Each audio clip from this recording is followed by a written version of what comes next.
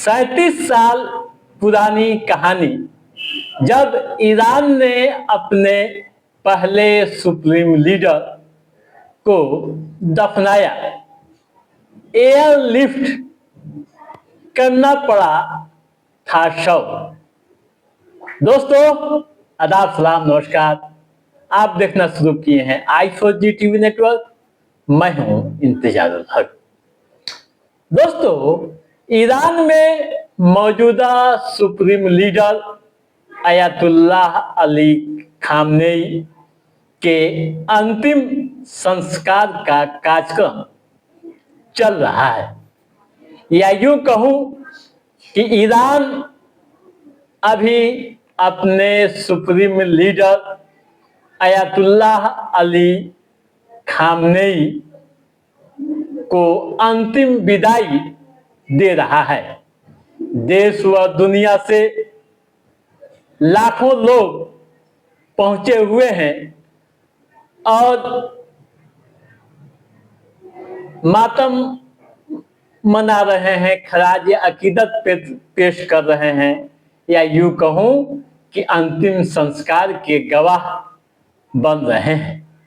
इसी बीच दुनिया की नजर एक बार फिर 1989 की उस ऐतिहासिक घटना पर टिक गई है, जब इस्लामिक गणराज्य ईरान ने पहली बार अपने सुप्रीम लीडर को दफनाया था। वह अंतिम संस्कार,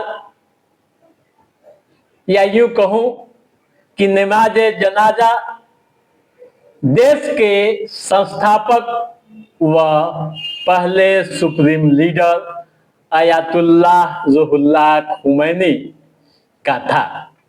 करोड़ों लोगों की मौजूदगी, बेकाबू होती भीड़, भगदड़, सुरक्षा बलों की असहजता की स्थिति और हेलीकॉप्टर से शव हटाने जैसी घटनाओं ने इसे आधुनिक इतिहास के सबसे असाधारण अंतिम संस्कारों में शामिल कर दिया। अयातुल्लाह रुहुल्लाह खुमैनी ने 1979 ईस्वी की इस्लामिक क्रांति का नेतृत्व किया था और उसी के बाद इस्लामिक रिपब्लिक ऑफ ईरान की स्थापना हुई थी। 3 जून 1989 को 86 वर्ष की उम्र में उनका निधन हो गया।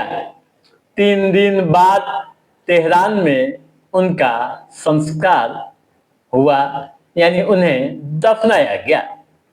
दोस्तों, यह अंतिम संस्कार इतिहास के सबसे बड़े जन समूहों में गिना जाता है।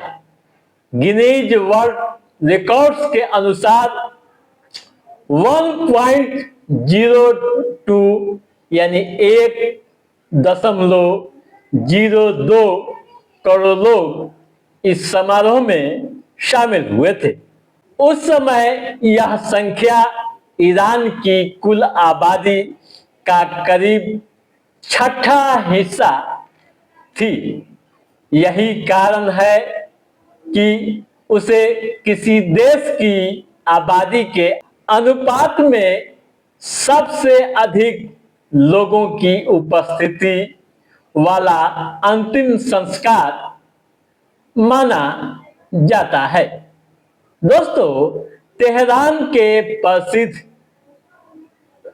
बेहेश्त ए जहरा कब्रिस्तान में उन्हें दफनाया जाना था, जहां इस्लामिक क्रांति और ईरान इराक युद्ध में मारे गए लोगों की कब्रें मौजूद हैं। लाखों लोग काले कपड़े पहने अंतिम दर्शन के लिए पहुंचे थे। लोग सिर व सीना पीट कर शोक मना रहे थे।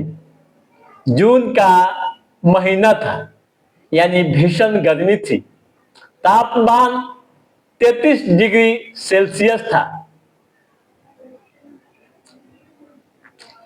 लोगों की भीड़ इतनी कि उसे संभालना सुरक्षा एजेंसियों के लिए असंभव था। खुमैनी के शव को लेकर चल रहा वाहन विशाल जनसैलाब में फंस गया। शव यात्रा 2 घंटे बाद भी आधा मील नहीं बढ़ सकी। मौजूद सुरक्षा के गार्ड ताबूत को आगे ले जाने लगे। हजारों की भीड़ शव को छूने व श्रद्धांजलि यानी खराज अकीदत पेश करने के लिए आगे बढ़ने लगे। भीड़ का दबाव ऐसा था, या यूं कहूं कि इतना बढ़ गया कि लकड़ी का बना ताबूत टूट गया। सफेद कफन के कुछ हिस्से भी फट गए। स्थिति यह हो गई कि कुछ समय के लिए खुमैनी का शव भी दिखने लगा। कई हिस्से दिखाई देने लगे। पैर कफन से बाहर आने लगे थे। काफी मशक्कत के बाद सुरक्षा बलों ने शव को दोबारा सुरक्षित किया। भीड़ हटाने के लिए चेतावनी दी, हवा में गोलियां चलाई, फिर भी भीड़ हटने का नाम नहीं ले रही थी।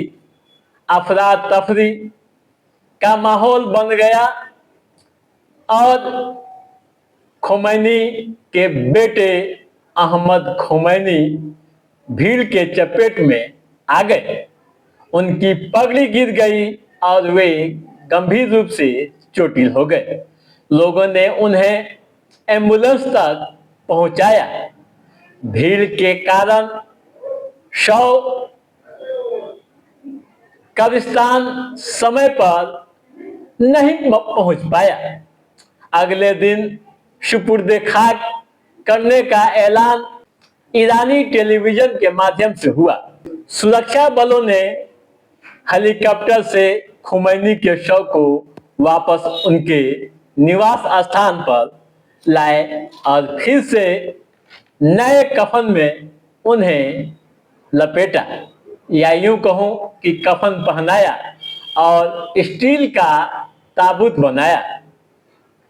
स्टील के ताबूत में रखने के पीछे मकसद यह था कि यह मजबूत था।